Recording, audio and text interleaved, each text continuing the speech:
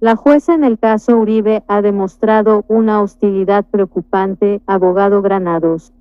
Jaime Granados, quien dirige la estrategia de defensa del expresidente Álvaro Uribe en el caso, por presunto soborno y fraude procesal, detalla El Colombiano en qué consistirá su defensa esta semana que viene, cuando continúe el juicio. Sobre el caso del expresidente Álvaro Uribe por presunto soborno a testigos y fraude procesal, el país viene hablando desde 2018.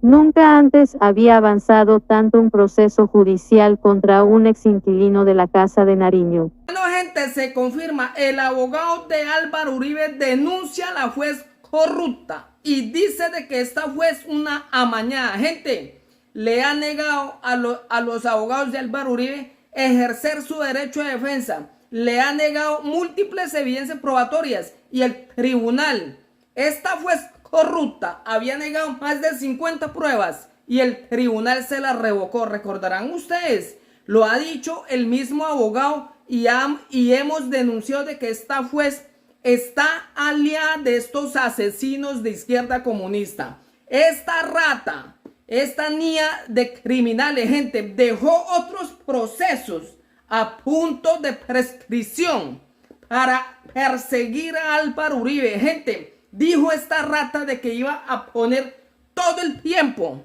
para iniciarle el juicio a Álvaro Uribe y así condenarlo. Gente, dejando otros casos de que esta rata lleva en sus despachos, aplazando audiencias, buscando maniobras para favorecer a criminales, asesinos, terroristas y violadores para perseguir a Álvaro Uribe. Y acá nadie responde. Aquí la fiscalía corrupta y criminal no responde sobre estos graves hechos de que una juez corrupta favorezca a cantidades de procesados solamente para perseguir a Álvaro Uribe. O sea, aplaza otras audiencias para perseguir al presidente Álvaro Uribe. Esto es delicado, gente. Eso debería estar presa esta juez corrupta y criminal perseguidora de Álvaro Uribe. Hoy se confirma, gente. Escuchen esos explosivos audios. Favor compartir, gente. No se dejen engañar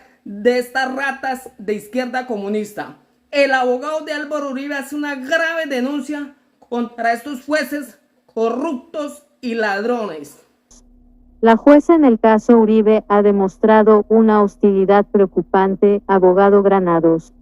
Jaime Granados, quien dirige la estrategia de defensa del expresidente Álvaro Uribe en el caso, por presunto soborno y fraude procesal, detalla El Colombiano en qué consistirá su defensa esta semana que viene, cuando continúe el juicio. Sobre el caso del expresidente Álvaro Uribe por presunto soborno a testigos y fraude procesal, el país viene hablando desde 2018. Nunca antes había avanzado tanto un proceso judicial contra un exinquilino de la Casa de Nariño. Pero al mismo tiempo, por diversos factores, el reloj de la prescripción marca que en octubre de este año se vencen los términos. El Colombiano conversó con Jaime Granados, abogado del expresidente Uribe, para conocer los argumentos que la defensa expondrá este lunes en la audiencia. Juicio contra el expresidente Uribe no se aplazará más y Fiscalía dice que tiene las pruebas para pedir condena.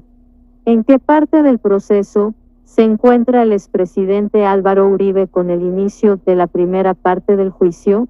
Hay que explicar que el juicio, a pesar de nuestra protesta, se instaló el 6 de febrero con la manifestación, como lo obliga la ley, que se le debe preguntar al acusado si se declara inocente o culpable. El expresidente Álvaro Uribe Vélez de manera categórica rechazó los cargos porque es inocente. Cumplida esa formalidad, le corresponde a la Fiscalía exponer su teoría del caso, que lo hizo a su particular manera de ver las cosas. Lo que seguirá es nuestra defensa el lunes 10 de febrero. El expresidente Uribe ha manifestado que quiere dar su teoría complementaria del caso en ejercicio de su defensa material. Eso formará parte de lo que la defensa plantee en su turno.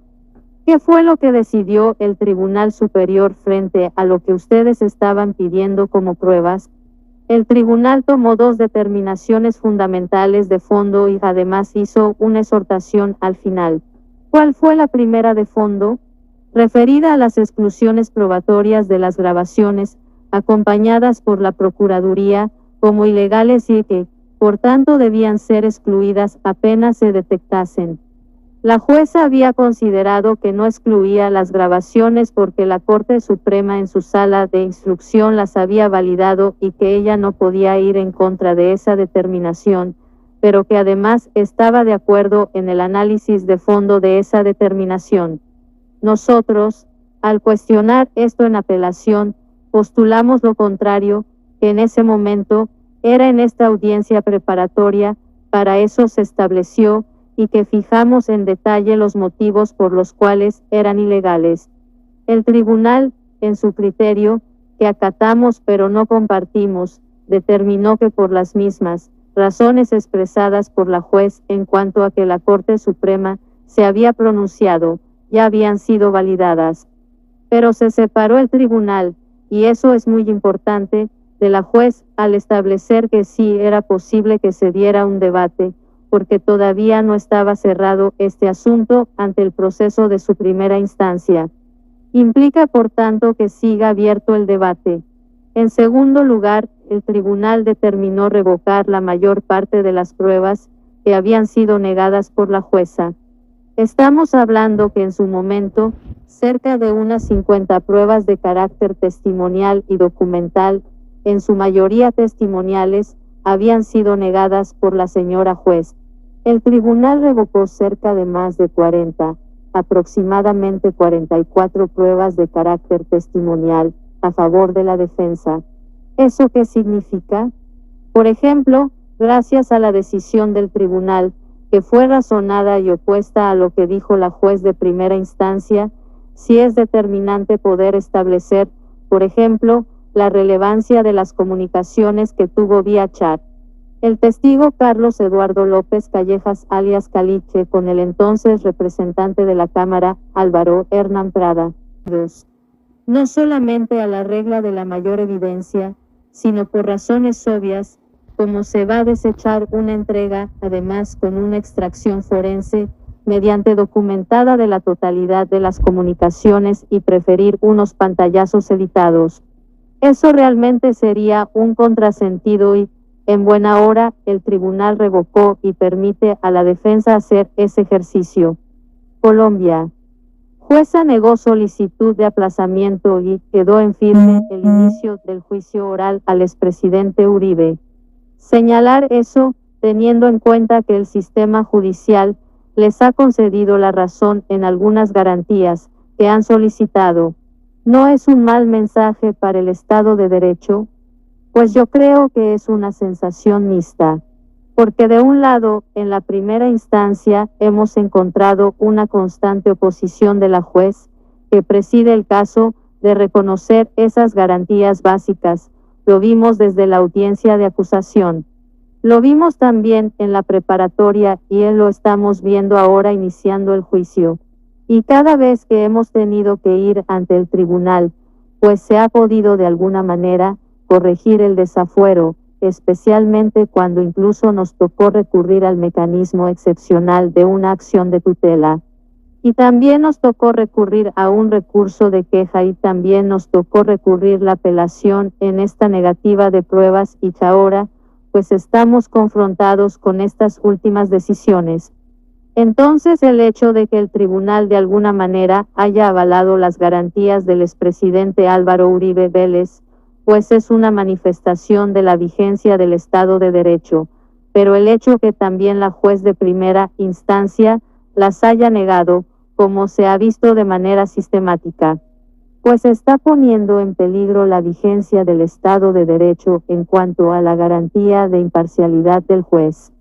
¿Usted dice que el expresidente está siendo perseguido por la justicia?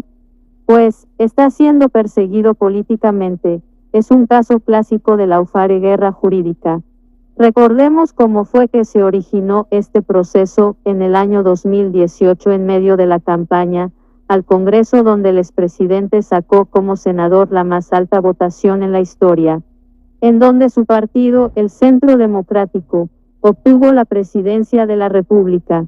En ese debate electoral tan difícil surge este proceso a partir de febrero y se extiende hasta cuando se le informa el 25 de julio de 2018. Recordemos que este proceso se inició en donde el mismo funcionario judicial que había conocido de la asociación inhibitoria a favor del senador Iván Cepeda es el que retiene la competencia en averiguación y para investigar al senador Álvaro Uribe Vélez y al congresista Prada. Y luego le oculta esa información al senador Uribe y él solo se viene a enterar 6 meses después cuando lo llaman a interrogatorio el 25 de julio del año 2018. Pero lo más grave es que además es vigilado a través de unas escuchas telefónicas ilegales porque está reconocido que dice que por error se le escucharon más de 20.000 conversaciones tenidas en espacio de un mes en plena campaña. Desde la primera interceptación que fue escuchada parece claro que el interceptado es Uribe, es una entrevista que le hacen a él. Así, lo informa quien hizo la escucha a sus superiores, así se le informa al magistrado auxiliar para que se toman las medidas del caso. A los 4 días, lo informó y sin embargo estuvo cerca de 30 días siendo objeto de estas escuchas patentemente ilegales. Luego, es llevado a una medida de detención domiciliaria con una decisión tomada por una sala de instrucción donde el magistrado que terminó siendo el ponente del caso pues tenía unos vínculos como contratista de la administración del expresidente Juan Manuel Santos, opositor a Uribe. Además, hemos tenido que confrontar al fiscal que presentó el escrito de acusación con todas las particularidades de ese escrito, la manera que asaltó a la defensa modificándolo faltando unas horas para la audiencia respectiva y quien había sido un directivo de la Fiscalía de Luis Eduardo Montalegre, ni más ni menos que una de las pretendidas alegadas víctimas de este proceso. La jueza ha tomado decisiones políticas y no judiciales. No, nosotros no podemos afirmar que ella haya tomado decisiones de carácter político. Ella particularmente, estamos hablando del trasfondo de este caso y de la manera como ella ha mostrado una hostilidad. Hay que decir, por ejemplo, cuando tenía una situación de un viaje el expresidente para cumplir con compromisos internacionales, le pidió un corto aplazamiento para poder él llegar después de un viaje largo en Argentina y ella prácticamente lo forzó a estar tomando la audiencia bajándose del avión.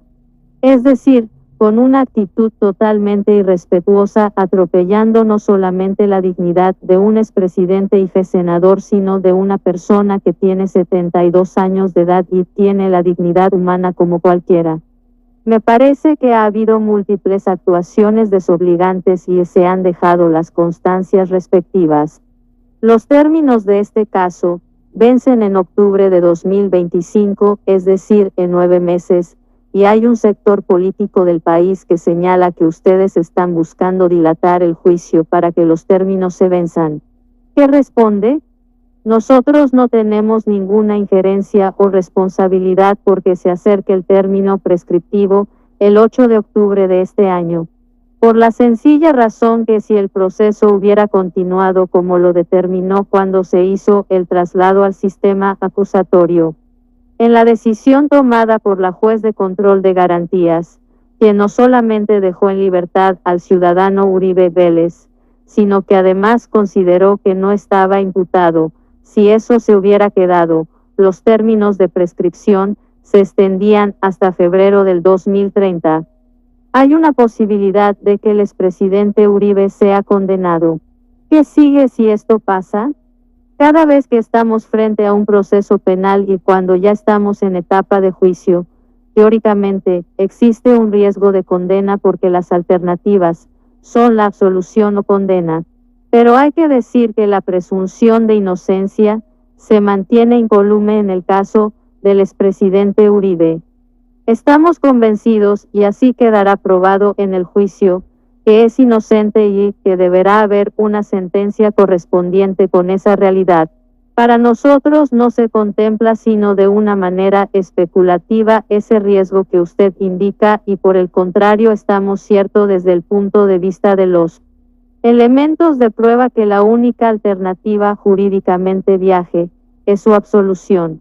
Pero si es condenado, ¿cómo operan los términos de la segunda instancia? En Colombia, a diferencia de otros sistemas, es más susceptible la sentencia de ser apelada tanto en eventos de condena como de absolución. Esa apelación, en cualquier circunstancia, implica que sea el Honorable Tribunal Superior de Bogotá quien tenga que examinar esa apelación y el término de prescripción que llega al 8 de octubre de 2025 incluye hasta que se tome una decisión por parte del tribunal en segunda instancia. Lo único que interrumpe el término prescriptivo sería cuando se profiera la sentencia de segunda instancia o en cualquier evento que ocurra. Siendo Álvaro Uribe el líder de la oposición en Colombia, el fundador del partido de oposición Centro Democrático y la figura más destacada de nuestra vida pública, pues es un actor indispensable para la discusión del 2026, así él no pueda ser candidato. Sobre cálculos políticos no me corresponde como abogado defensor entrar en esa discusión. Finalmente, todo este caso surge por un error del expresidente de delegar al abogado Diego Cadena para estas labores. No, de modo alguno, se puede calificar como un error el haber recurrido a un abogado para actividades investigativas que él no buscó. El abogado Cadena fue el que lo buscó a él, ofreció sus servicios. Él confió por la experiencia de Cadena de hacer esas tareas investigativas que son propias de los abogados y no tenía cómo anticipar lo que después ocurrió. En ese sentido, mal podría hablarse que haya sido un error del expresidente visto desde una perspectiva como se conoce en derecho penal. Ex ante, si se diera ex post, es decir, después de los hechos, eso es una valoración que se lo dejo a los lectores, porque como abogado defensor no me corresponde.